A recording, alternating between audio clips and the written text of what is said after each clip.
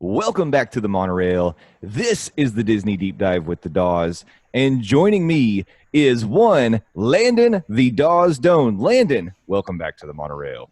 Hi, buddy. Always fun to be coming from you from the definitely not humdrumby based on last week's conversation. I cannot emphasize how much this is not the humdrumby. Yes. No, this is not. You're right. Exactly. We're not saying the rest of the monorail is, but this is definitely not. But I'm definitely not saying that. Okay. That's fair enough. For those of you joining us on YouTube, you can see our festive holiday decorations and our beautiful faces. But Landon, I see you've got the Mickey popcorn bucket just over your shoulder. Yeah, from this year's Not So Scary Halloween party. Great Halloween decoration. Questionable popcorn bucket. Have you ever tried to get popcorn out of a bucket that looks like that? It's not easy.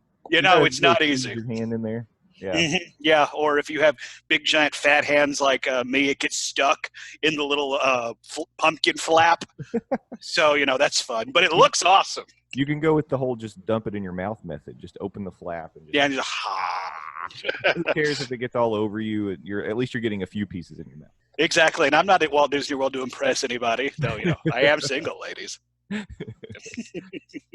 I, of course, have Minnie over my shoulder, and I was commenting before we started, like, if I just kind of ease my way over here, it looks like she's maybe on my shoulder, like just giving me little Halloween tips on how to, you know, make sure that we have a great holiday season. Minnie, what do you say? What is it? Oh, I'm covering your face. It doesn't work. That was great. Maybe I should have done it like this. There we go. All right. Yeah. Oh, yeah. That only looks halfway ridiculous. How do we prevent getting egged, Minnie? Oh, she says give lots of candy. Yeah, we'll do. That's some good advice. What are we here for? We're here for M3-4D. That's what we're doing. We're doing everyone's favorite Disney deep dive segment of the Monorail podcast. And today we are continuing our quest to cover every attraction, every ride, everything that you can experience in the Magic Kingdom.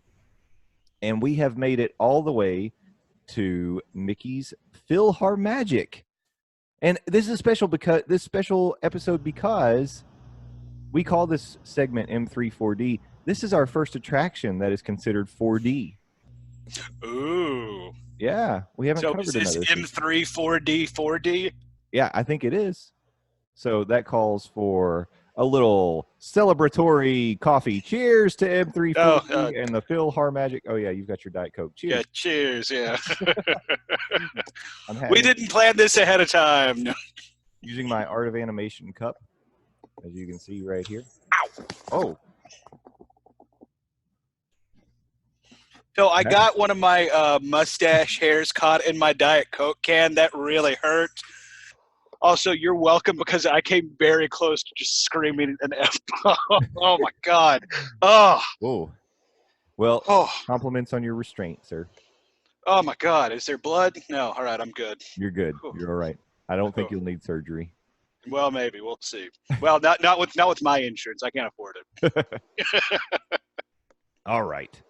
So let's kick it off as we normally do by kind of giving you an overview of what this experience actually is. What is Mickey's PhilharMagic? Well, it is a 12-minute 4D movie experience in a 486-seat concert hall that was formerly the home of Mickey's Musical Revue, as we had discussed previously on an older M3-4D.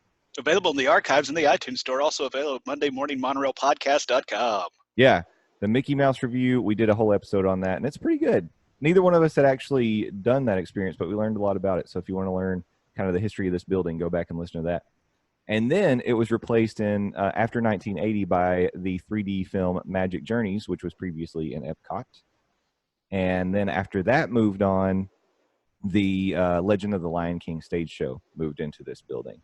And that was all there until October 8th, 2003, when Mickey's PhilharMagic debuted. So it is now at the ripe old age of 16. It can drive. Wow. Yeah. Well, congratulations. Because October 8th, it just celebrated its birthday. Oh, wow. Yeah. Let's pretend we planned it for that exact reason. So happy birthday! Happy 16th birthday. Yeah, happy sweet 16. What do you get a ride attraction that just turned 16? Not a car. Not a car. Not a car. Probably not a good idea. Maybe, I don't know. I'm trying to think of something that would be appropriate to give a theater. Maybe we just bring it like a bouquet of roses. Oh, there you go. It is appropriate at the end of stage performances to bring flowers to the cast, so maybe we just bring flowers to the theater. That's a good idea. Yeah, there you go. We should do it. We'll bring them 16 roses and lay them down outside, and people are like, "Did someone die? What happened?" And then I can stand back in the crowd and be like, "Yeah, didn't you hear last night? Oh my God, it was a bloodbath." And then we can start spreading these horrible, horrible rumors within Walt Disney World. I love this idea. Well, the theater is gorgeous. I mean, it's very lovely what they've done with the place. And when you walk in, you can see that there is a golden proscenium that frames the stage. Landon, are you familiar with the term proscenium? I am not, and I was just about to commend you for the use of the word proscenium because I'd never heard that before. Also, sounds very fancy. What does that mean? It's basically the structure that helps frame the stage, and it's usually right in front of where the curtain would hang.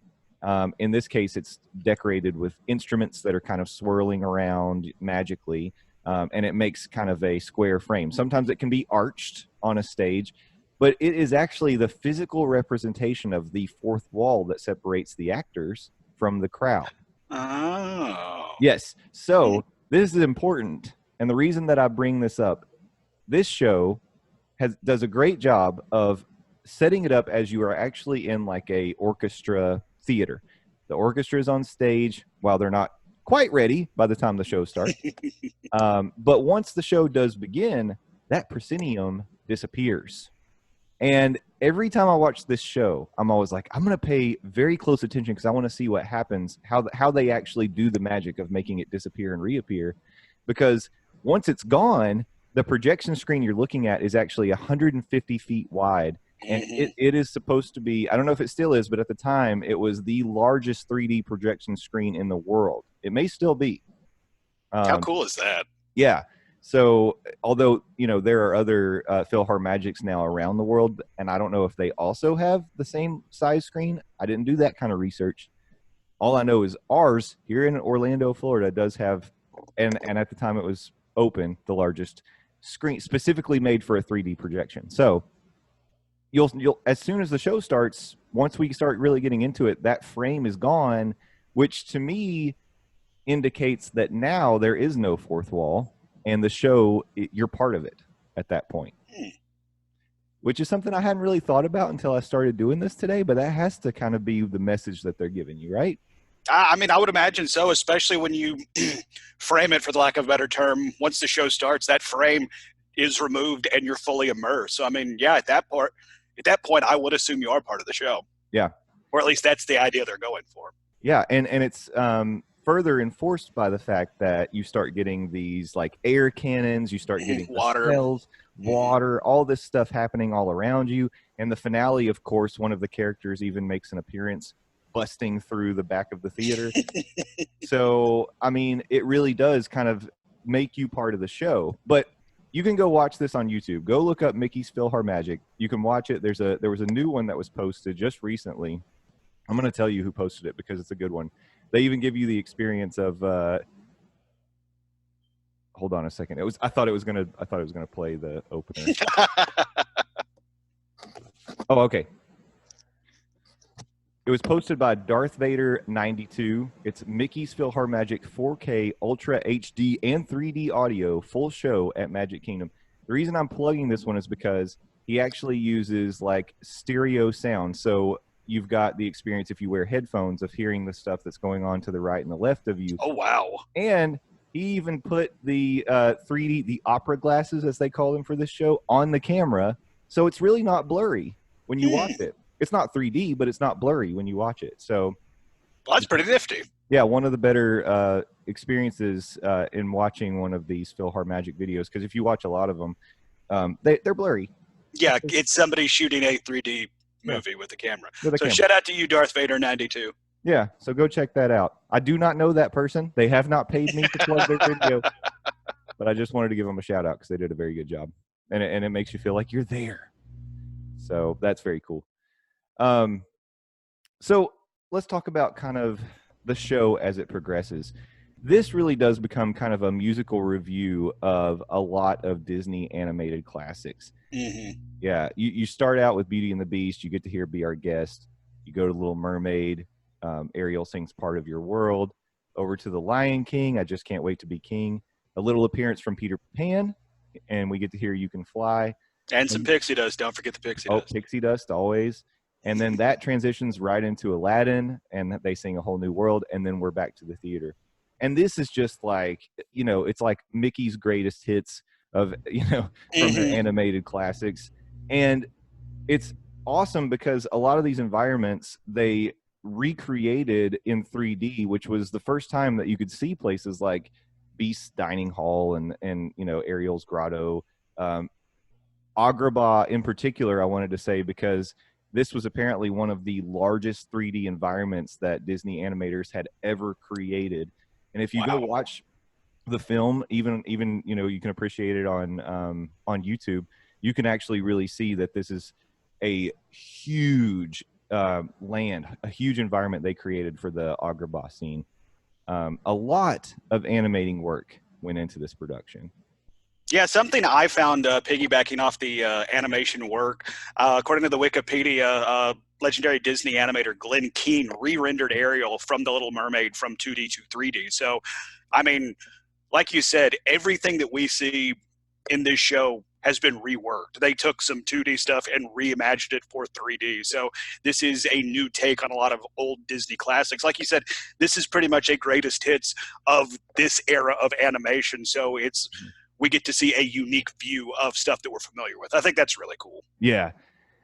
And you bring up Glenn Keane, that was one of my notes I had as well. And I wanted to also give a shout out to Nick Rainieri, who was the supervising director who helped to render Lumiere to do that for this show. So they were bringing back people who had actually created these characters, and the voice actors that you hear doing the voices are the ones from the films. And even, this was pretty impressive to me. Even the voice actor for Donald in this show, they actually went back and pulled original audio for Donald to use in the show. And there was the current voice actor for Donald only had to do like 5 lines from what I heard. Otherwise, it was how cool is that? Yeah, it was all the original voice actor. And so I was going to give a shout out because I didn't have it on the top of my head, but the original voice actor was Clarence Nash, and the new voice is Tony Anselmo. There we go. Okay, so yeah, so we're caught up. We did it. Sometimes my thoughts get ahead of my notes. Oh, I'm welcome to the club, buddy. I feel like that's something I should know, though. Clarence Nash. I'm gonna have to get that name cemented up here in the old noggin, because I feel like people will be like, "You don't know the original voice actor of Donald? Come on." You call yourself a real Disney fan? What I the know. Hell? I know. What the hey? I'm a poser, obviously. Yeah, clearly, yeah. Now, another thing, if you're a fan of Disney animation and people who have experience doing these sorts of things, is you will find out that the director of of Mickey's PhilharMagic is actually the same director that was responsible for Oliver and Company and The Prince and the Pauper, which was interesting to me. And again, that name is not right in front of me. Yeah, this is so good. It's George Scribner. Yeah, good old Scribner. Yeah. So basically getting a who's who of animators, of voice actors, and then the director, and basically pulling all the resources to put together what I think is really one of my favorite 3D shows that you can experience in the Walt Disney World Resort. I really enjoy PhilharMagic quite a bit. Yeah, I'm right there with you. It's always a nice reprieve, just being able to get out of that heat, even if it is for 12 minutes. But you really get to see a lot in that 12 minutes. Yeah, you really do. But even though it's called Mickey's PhilharMagic, Let's be honest. Like Donald's the star of the show. Yeah, Mickey doesn't show up too much. He has a little cameo at the very beginning, and then he gets to kind of bring it all back into reality there at the end. But yeah, it's Donald's show more than it is anything else. He gets to he takes us through all these other animated worlds, and we get to see all his hilarious antics as he tries to chase down the sorcerer's hat. Oh, Donald, I know. always up to no good. That no pants wearing so and so. Doesn't wear pants. I was going to bring that up. But he is the best, so there is that. Yeah. One thing we didn't mention, as you're coming in, you'll hear kind of Goofy walking around backstage. He's playing the role of stage manager, and that's part of kind of the surround experience that you get, because you can kind of hear him walk around to the right, around behind you, to the left. He's yelling back and forth with Mickey and Minnie. Minnie actually does the intro and tells you to put on those opera glasses, and then that's when things get started. Here's what I want to know. They've been doing this show for so long. Shouldn't they know when it's showtime, and shouldn't they be ready at this point? I was thinking that too. That really feels like Donald is just very ill-prepared, and if we're being honest, unprofessional. Really? And we the guests, we pay a lot to come into Walt Disney World. So, I mean, come on. Get it together. Really? Yeah, first of all, find some pants. Second of all, get a clock so you know what time the show starts. What the heck? They should have a big clock in there. That's what we should get them for their 16th. A clock so they know when the show starts. I like it. Yeah. So you said this is one of your favorite 3D shows. Mm-hmm. Which do you like better, this or Muppet Vision 3D? Yeah, I think the two of them for me are 1A and 1B, because just like, well, really, Bug's Life does this too, but the theaters transform kind of around you with the show, and things happen. In the Muppet Vision 3D, of course, you've got the chef who ends up pulling up a cannon and blowing up the theater. Yep. Mm-hmm. In this show, you've got Donald who blasts through the back of the theater, and then you see his butt sticking out of the wall, and he eventually falls in. All of that's great. Okay, of course, hashtag save the Muppets. Okay, I'm just going to say it. Always hashtag save the Muppets. Let's put us on the spot here. You have to save one of the two. Man, the pain. This is a reason why you have to watch these on YouTube. You can just see the pain and consternation in Jay's face. This is amazing. Oh, I want to bottle it and drink it. I'm gonna say I would save Muppet Vision, because the Muppets have gone through enough. They just lost the Great Moments in History show in Magic Kingdom, and if we got rid of Muppet Vision, there would be no Muppet presence in the parks right now. So if I am put in a boardroom and they say, look, we've got to use one of these spaces to do something else, it's up to you, Justin Monorail. You're the one who's going to give the CEO of Walt Disney World, Justin Monorail. I'm saying, I'm sorry, Mickey's PhilharMagic, because here's the deal. That now you can experience Mickey's PhilharMagic in Disneyland, and it's in it's in several other parks too, right? It's not just Disneyland. Yeah, that's what, in Hong Kong, Disney California, Paris, Tokyo, and Hong Kong. Yeah. So you can go see it over at California Adventure. You can go see it at Disneyland, Paris, Tokyo, Hong Kong. So it's not going to be wiped off the face of the planet. How many Muppet Visions are still out there? I think the one in Hollywood Studios is the only one. I'm going to do a real quick Google search, and while I do that, you vamp. Okay. Well, when you lay it out like that, I guess I would also save Muppet Vision 3D, but only because of everything that's surrounded the Muppets and everything that has been taken away from the Muppets. If I'm comparing show to show, I don't know. Yeah, I'd probably still go Muppet Vision 3D, if only for Statler and Waldorf. And by the way, it was Muppet Vision 3D was only in 2 locations. It was closed in California Adventure and replaced by Mickey's PhilharMagic. Oh my God! No, apparently Disney already made this decision. Well, it was replaced by First Time in Forever, a Frozen sing-along celebration, and now PhilharMagic. But let's just be honest. PhilharMagic sits where Muppet Vision 3D.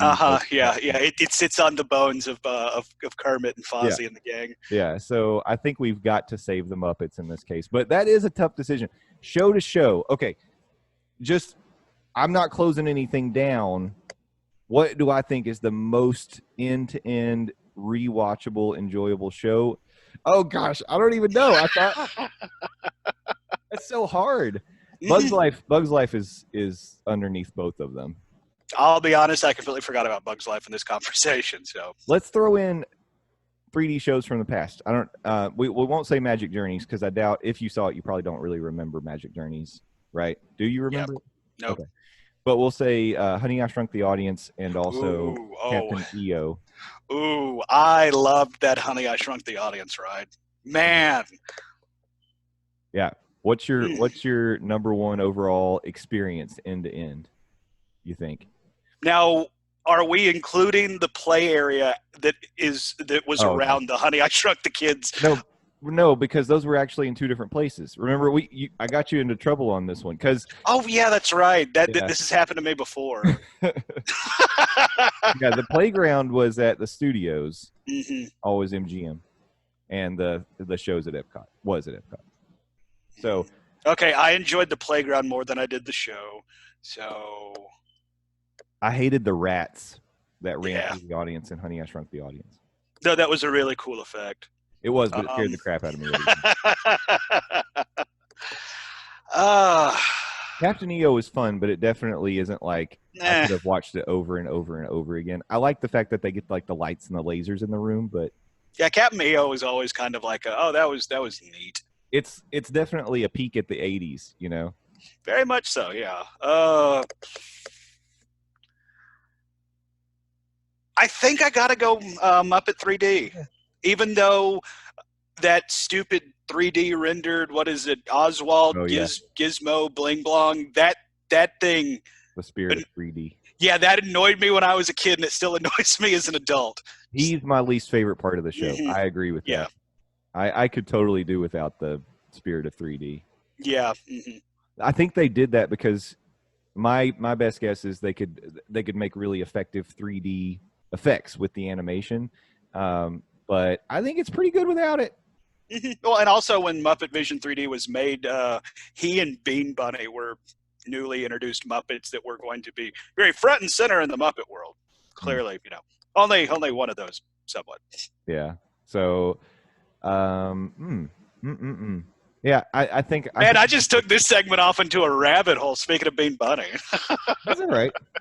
I think I'm with you though. I think it's just, I guess it's more of a compliment to Mickey's PhilharMagic than it is like any kind of statement against Muppet Vision 3D that I'm struggling so much with it, because that's how much I actually really like Mickey's PhilharMagic. That feels fair. That I would put it up on the same kind of standing as I have in my mind for Muppet Vision 3D, and that really is. We'll say it right now, Muppet Vision 3D, the best 3D experience ever in a Walt Disney World park, as proclaimed by the Monday Morning Monorail podcast. Yeah, you heard it here first, folks.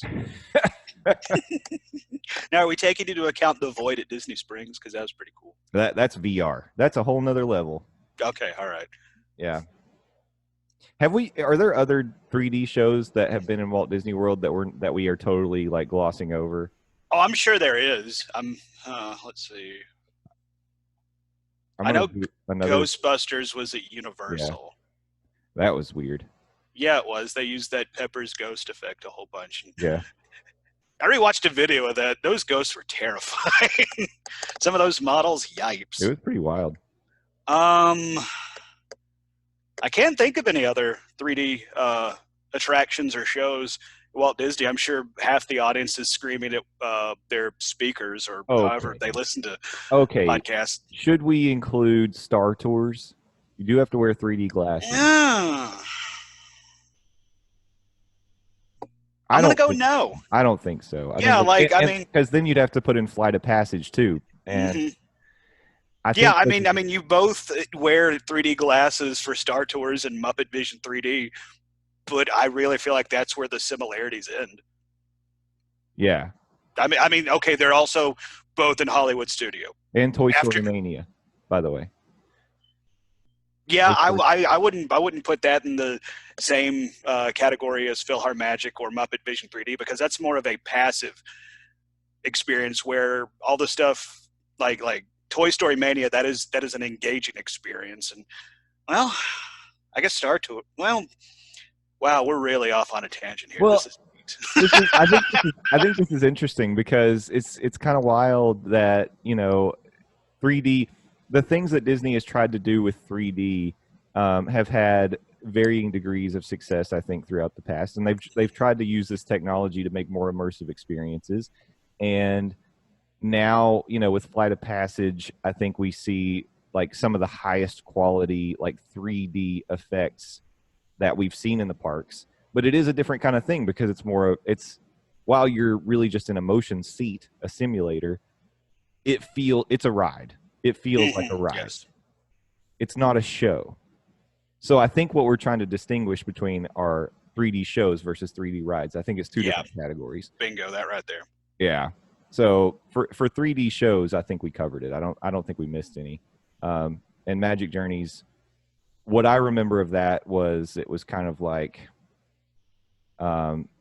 something that maybe hippies would have really enjoyed. Okay. All right then. All you have to do is listen to the soundtrack of Magic Journeys, and it's like a trip, man. Yeah, like, man. What's going on, man? Have you ever noticed the significance of music? It's so heavy, but it does actually have a weight. Whoa. But I'll admit, it's been a very long time since I've actually seen the video. I have vague memories of it, but I hear the soundtrack occasionally as I'm listening to my Disney music. It's a great thing to do while you work, by the way. Just put on Disney background music. See, I always heard from Disney you were supposed to whistle while you work. Yeah. I think that's if you're like swinging a pickaxe. Yeah. Oh, okay. All right. Yeah, that makes more sense. All right. Well, clearly we're done talking about PhilharMagic. But Are we? Are you sure?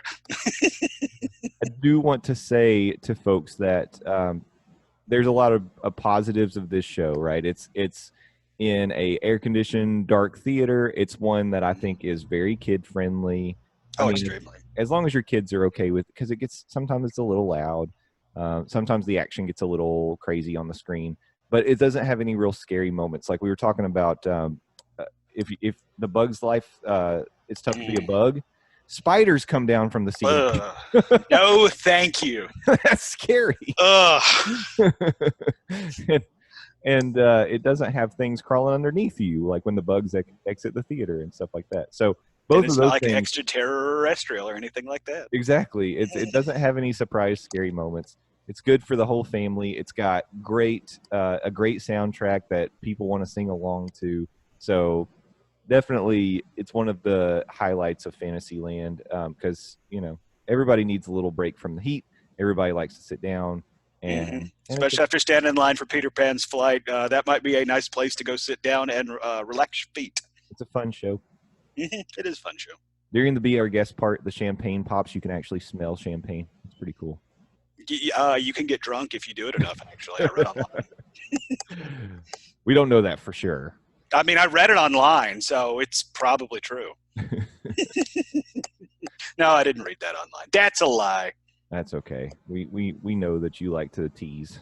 You're such a tease. I am a tease, ladies. All right, Landon. Well, I think it's time to let people know where they can find you online, so you can continue to tease them there. Yeah. LANDOZ, please go follow me, Landon Doan. I'm the best, Landon Doan, not the rest. That's where you can follow me on Twitter, 280 characters at a time. I also on our website, buttmunchchips.com, buttmunchchips. Well, sit on your butt and munch. That's pretty decent. Good job. That's where you can find podcasts such as Game of Thrones Talk, a.k.a. Got Talk, the R&D Project, Nearfall Radio if you're a fan of the sweet science of professional wrestling. But in lieu of that, I invite you to go to the iTunes store and search all three of those in the podcast section and subscribe and leave us a review. Remember, 5 stars or GTFO. Oh, yeah. And I'm also on the Phil Show on News Talk 98.7 WOKI radio station here in Knoxville, Tennessee, 6 to 10 a.m. Monday through Friday, streaming worldwide on the internet at newstalk987.com. Also available on the iHeartRadio app and the News Talk 987 app, available in the iTunes and Google Play Store. Very good. Go find him in all those places and enjoy all wall-to-wall, all you can consume, Landon the Dawsdone goodness. Yeah, I'm generally pretty entertaining. Talk a lot about professional wrestling. Yeah. And I tweet out dog stuff on Twitter because that's always cool. Everybody likes dogs. Everybody does like dogs. Yeah. So go follow him there, but you can also find him right back here next week for another M34D. Landon, we'll see you back here next time. Sounds like a plan.